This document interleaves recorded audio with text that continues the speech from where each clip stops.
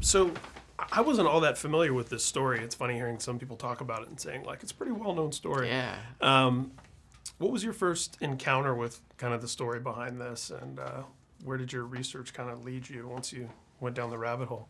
Well, my first encounter was when I got the script for it, actually. I had really known nothing about the story or the family, other than, of course, the Getty Museum and Getty Oil. That was really all I knew. Literally, yeah, me exactly. too.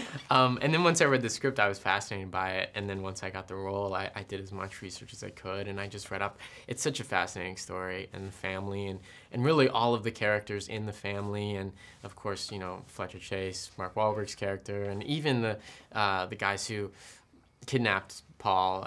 Yeah. You know, all of them are just such fascinating human beings. So it was a lot of fun getting to dive Yeah, into it. I was one thing I didn't expect necessarily. That was a fun surprise, kind of a welcome surprise in the movie, was there was a little bit of Stockholm Syndrome that we saw in here. You know, even not to give too much away, but even like the handshake and some of the moments between your character Very and much the so. main kidnap, and you think on the one hand, this guy's part of this horrible experience, but on the other hand, it could have been so much worse, and he's helping to keep it from being so much worse. I mean, Yeah. talk to me a little bit about that. Well, that was kind an of playing important those thing. scenes. Yeah, I think Ridley and I spoke about it from the beginning, about that relationship and how key that was, because I think that's truthful. I think when you only know one person for 5 months, that's the only person you talk to, any communication with. You know, he wasn't texting anybody, he wasn't getting any letters from anyone. That was really it.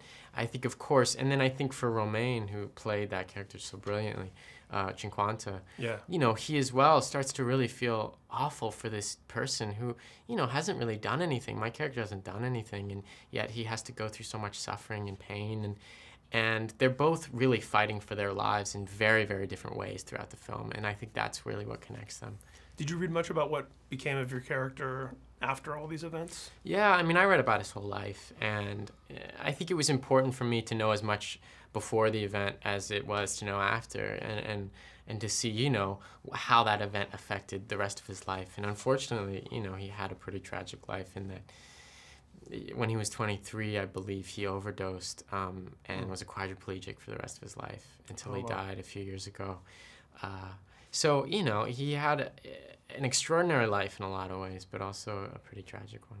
Did you have to brush up on Italian? Did you have to learn Italian? I did have to learn the Italian. lines? Yeah. I mean, I took Italian while we were filming. If you quiz me on it now, I couldn't give you anything. But I did take Italian while we were filming. I worked with our dialect coach who I basically just wanted every line that I had where I was speaking with someone who was Italian in the film. I wanted an alternate line that was in Italian just in case Ridley wanted that. Yeah. And so I tried to learn as much as I could for it, but that's you smart. know, I struggled with it for sure. Yeah, well, congratulations. It's such a great Thank film. you so I think much, people are really going to love it. Oh, thank you, man. Cheers. I appreciate it.